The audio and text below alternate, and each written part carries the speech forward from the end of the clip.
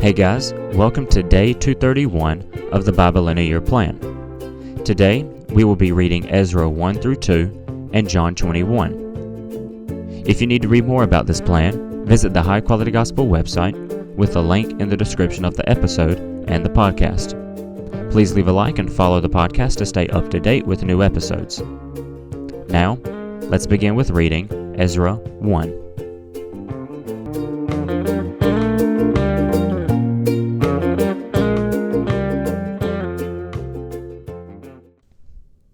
In the first year of King Cyrus of Persia, in order to fulfill the word of the Lord spoken through Jeremiah, the Lord roused the spirit of King Cyrus to issue a proclamation throughout his entire kingdom and to put it in writing. This is what the king of Cyrus of Persia says: "The Lord, the God of the heavens, has given me all the kingdoms of the earth, and has appointed me to build him a house at Jerusalem in Judea. But any of his people among you, may his God be with him, and may he go to Jerusalem in Judah, and build the house of the Lord, the God of Israel, the God who is in Jerusalem. Let every survivor, wherever he resides, be assisted by the men of that region with silver, gold, goods, and livestock, along with the freewill offering for the house of God in Jerusalem." So the family heads of Judah and Benjamin, along with the priests and Levites, everyone whose spirit God had roused, prepared to go up and rebuild the Lord's house in Jerusalem. All their neighbors supported them with silver articles, gold, goods, livestock, and valuables, in addition to all that was given as a freewill offering. King Cyrus also brought out the articles of the Lord's house that Nebuchadnezzar had taken from Jerusalem and had placed in the house of the gods. King Cyrus of Persia had them brought out under the supervision of Mithridath, the treasurer, who counted them out to Sheshbazzar, the prince of Judah. This was the inventory: 30 gold basins, 1,000 silver basins, 29 silver knives, 30 gold bowls, 410 various silver bowls, and 1,000 other articles. The gold and silver articles totaled 5,400. Sheshbazzar bought all of them with the exiles went up from Babylon to Jerusalem. These are now the people of the province who came from those captive exiles King Nebuchadnezzar of Babylon had deported to Babylon. They returned to Jerusalem and Judah, each to his own town. They came with Zerubbabel, Jeshua, Nehemiah, Seraiah, Reelaiah, Mordecai, Bilshan, Mizpar, Bigvai, Rehum, and Benah. The number of Israelite men included Parosh's descendants, 2,172. Shephatiah's descendants, 372. Araz's descendants, 775. Pahath's Moab's descendants, Jeshua and Joab's descendants, 2,812. Elam's descendants, 1,254.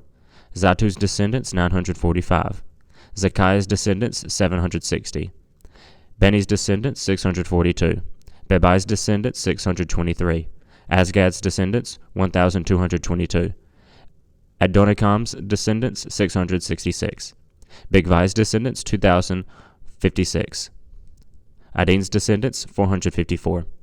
Ater's descendants of Hezekiah, 98. Bezai's descendants, 323. Jorah's descendants, 112. Hashum's descendants, 223. Gebar's descendants, 95. Bethlehem's people, 123. Nedophah's men, 56. Anathoth's men, 128. Asmaveth's people, 42. Kiriatharaim's, Kephirah's, and Beeroth's people, 743. Ramah's and Geba's people, 621. Mikmah's men, 122. Bethel's and Ai's men, 223. Nebo's people, 52. Magbish's people, 156. The other Elam's people, 1,254. Harim's people, 320. Lod's, Hadid's, and Ono's people, 725. Jericho's people, 345. Senah's people, 3,630. The priests included Jedaiah's descendants of the house of Jeshua, 973. Emer's descendants, 1,052. Pashur's descendants, 1,247. And Harim's descendants, 1,017. The Levites included Jeshua and Kadmiel's descendants from Hodaviah's descendants, 74. The singers included Asaph's descendants, 128. The gatekeepers' descendants included Shallum's descendants, Ater's descendants, Talmon's descendants, Akub's descendants, Hatita's descendants, Shobai's descendants, in all 139. The temple servants included Zihah's descendants, Hasupha's descendants, Tabaoth's descendants, Keros' descendants, Siah's descendants, Padon's descendants, Lebanon's descendants, Hagabah's descendants, Akub's descendants, Hagab's descendants, Shalmai's descendants, Hananan's descendants, Gidel's descendants, Gahar's descendants, Reiah's descendants, Rezin's descendants, Nekoda's descendants, Gazam's descendants, Uzzah's descendants, Paseah's descendants, Besai's descendants, Asnah's descendants, Meunim's descendants, Nephusim's descendants, Bakapuk's descendants, Hakufa's descendants, Harhur's descendants, Bazluth's descendants, Mehida's descendants, Harshah's descendants, Barkos's descendants, Sisera's descendants, Timah's descendants, Neziah's descendants, and Hatipha's descendants. The descendants of Solomon's servants included Sotai's descendants, Hasophereth's descendants, Peruda's descendants, Jalah's descendants, Darkon's descendants, Gidel's descendants, Shephatiah's descendants, Hatilah's descendants, Pokereth, Hazibaim's descendants, and Ami's descendants, all of the temple servants and the descendants of Solomon's servants, 392. The following are those who came from Tel Melah, Tel Harshah, Kerub, Adon, and Emer, but were unable to prove that their ancestral families and their lineage were Israelite. Delaiah's descendants, Tobiah's descendants, Nekoda's descendants, 652. And from the descendants of the priests, the descendants of Hobiah, the descendants of Hakaz, the descendants of Barzillai, who had taken a wife from the daughters of Barzillai the Gileadite, and who bore their name. These searched for their entries in the genealogical records, but they could not be found, so they were disqualified from the priesthood. The governor ordered them not to eat the most holy things until there was a priest who could consult the Urim and Thummim. The whole combined assembly numbered 42,360, not including their 7,337 male and female servants, and their 200 male and female singers. They had 736 horses and 245 mules, 435 camels, and 6,720 donkeys.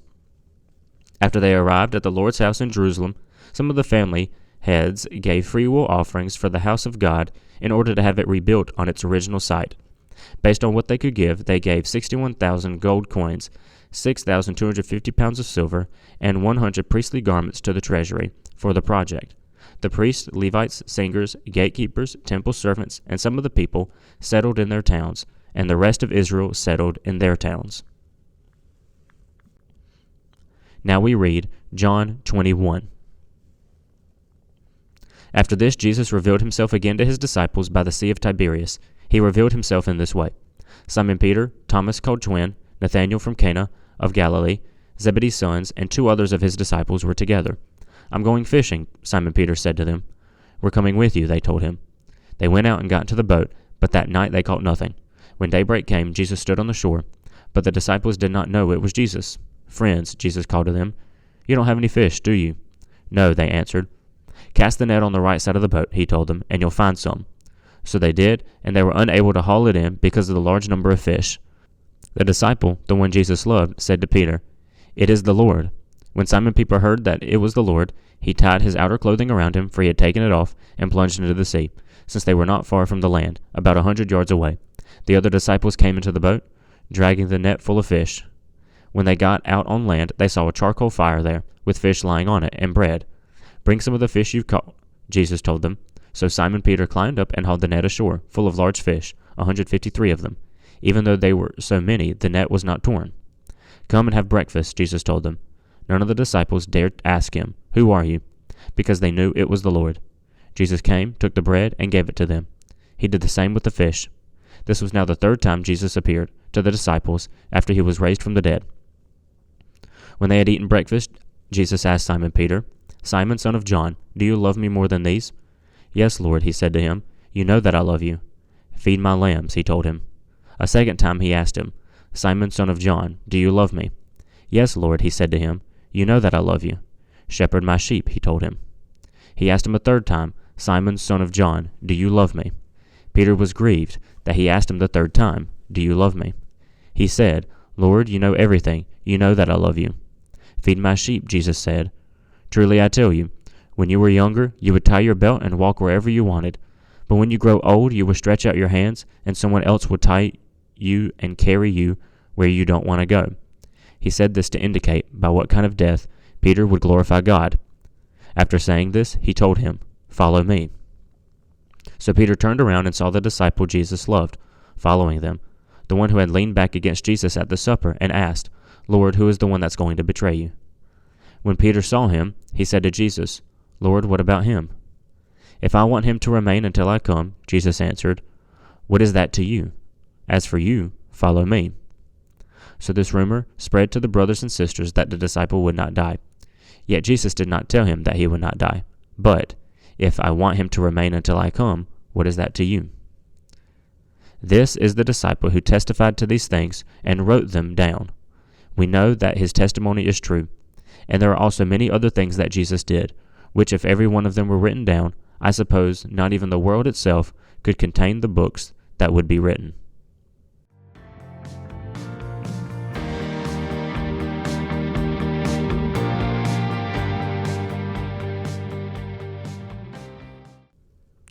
On day 230, we read more of Daniel's visions of the future of Israel, and in John, Jesus is resurrected.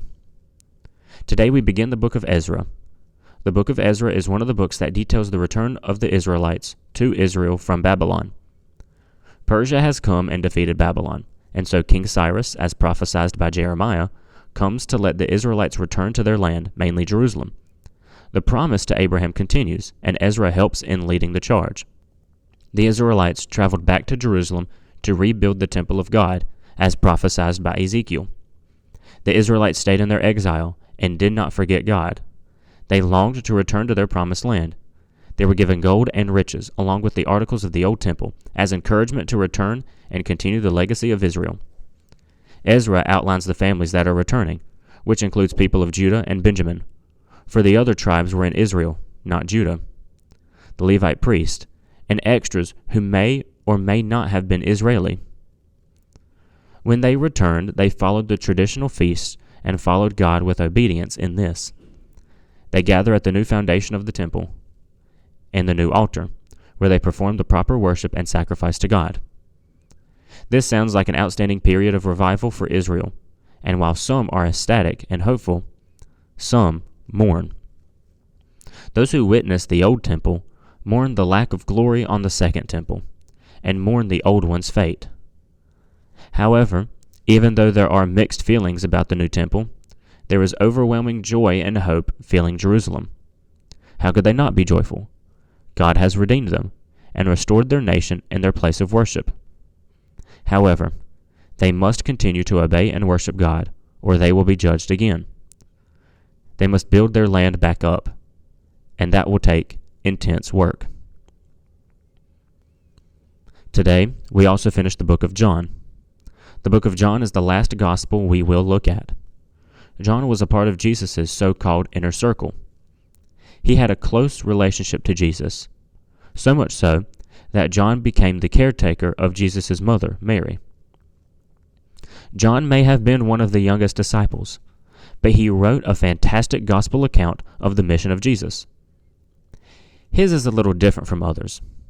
Some Gospels, like Matthew and Luke, are informative and descriptive. John writes a gospel that is centered around the deity of Christ. John says that he was at the beginning, creation, and he will be at the end. John makes it clear that Jesus preached that he was God on earth, the forgiver of sins. He desires to make sure that followers then and now understood this important aspect of Christ, not just his life, but why he came and who he truly is.